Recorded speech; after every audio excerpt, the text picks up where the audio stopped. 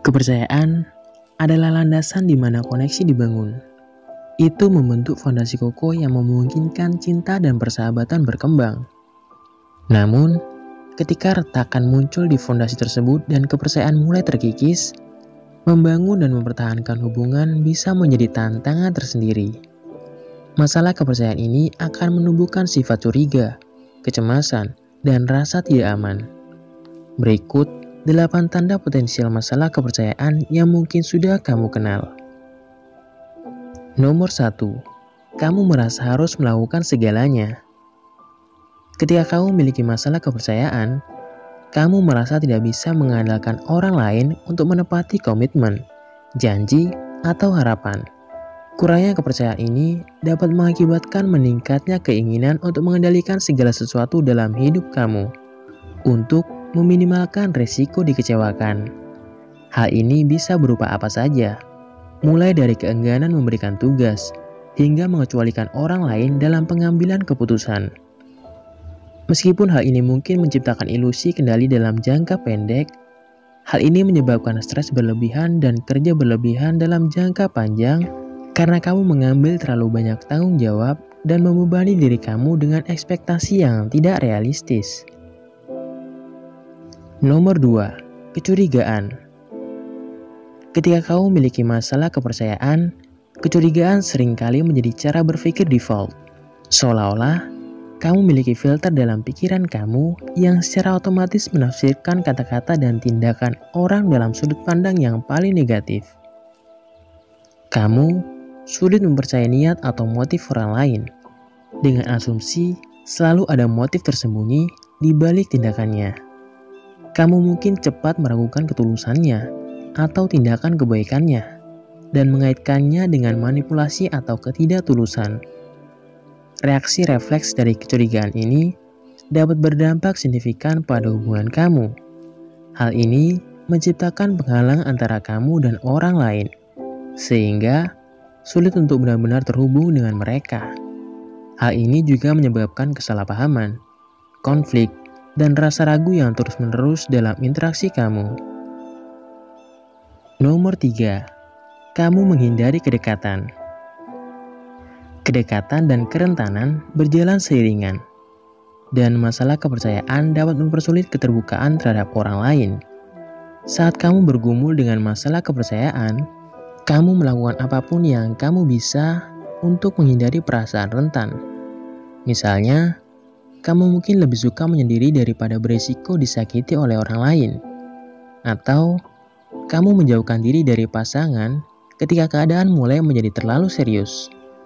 Kamu mungkin juga kesulitan membuka diri terhadap teman dekat atau anggota keluarga.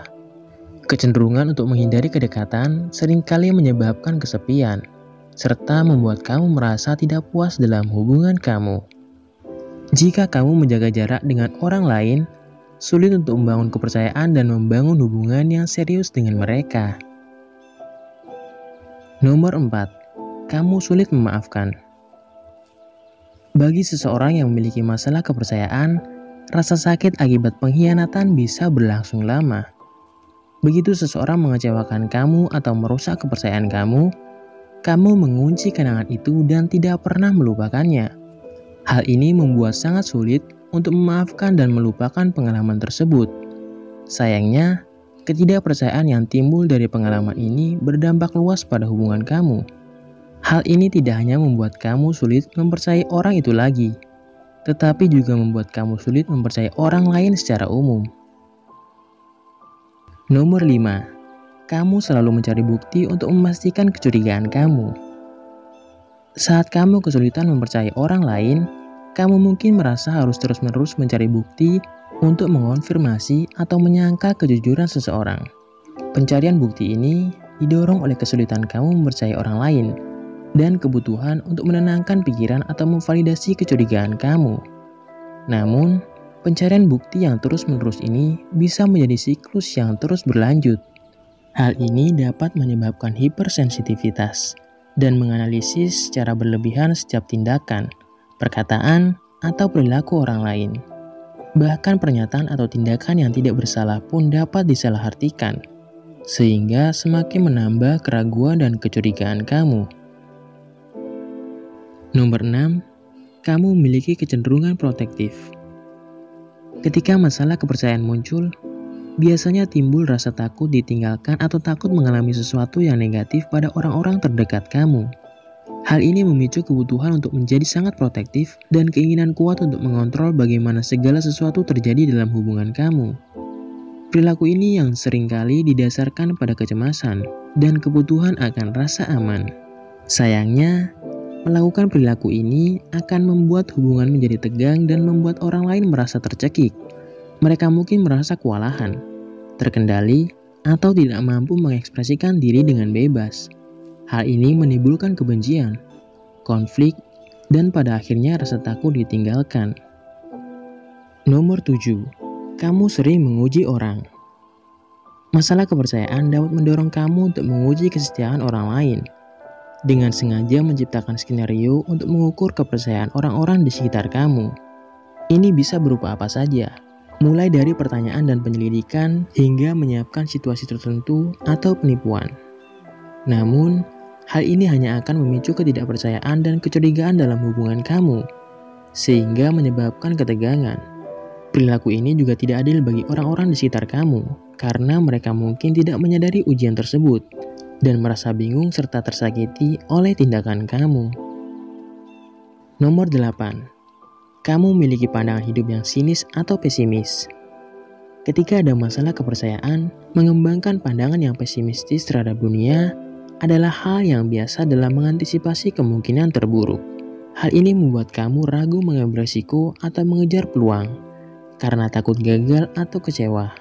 Karena kamu selalu mengantisipasi hal negatif, kamu akhirnya menghindari pengalaman, hubungan, atau tantangan baru. Selain itu, pandangan pesimistis dapat menghambat kemampuan kamu untuk menemukan kegembiraan atau mengapresiasi aspek-aspek positif dalam hidup. Menjadi sulit untuk sepenuhnya terlibat dan menikmati pengalaman positif ketika terus-menerus mengharapkan yang terburuk. Kamu lebih cenderung mengabaikan atau meremehkan momen-momen kebahagiaan atau kesuksesan, karena mengantisipasi bahwa momen-momen tersebut hanya bersifat sementara atau tidak layak kamu dapatkan. Masalah kepercayaan seringkali muncul dari pengalaman masa lalu atau rasa tidak aman pribadi. Mungkin kamu telah dikhianati atau ditipu, sehingga menimbulkan ketakutan yang mengakar untuk mengalami rasa sakit yang sama lagi. Selain itu, harga diri yang rendah juga mungkin berperan dalam dinamika ini.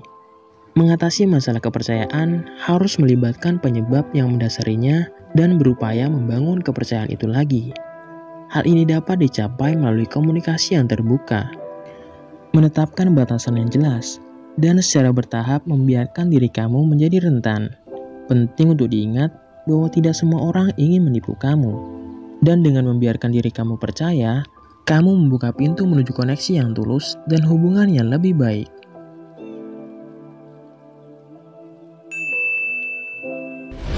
Sekian video kali ini, bagi untuk kalian semua terima kasih.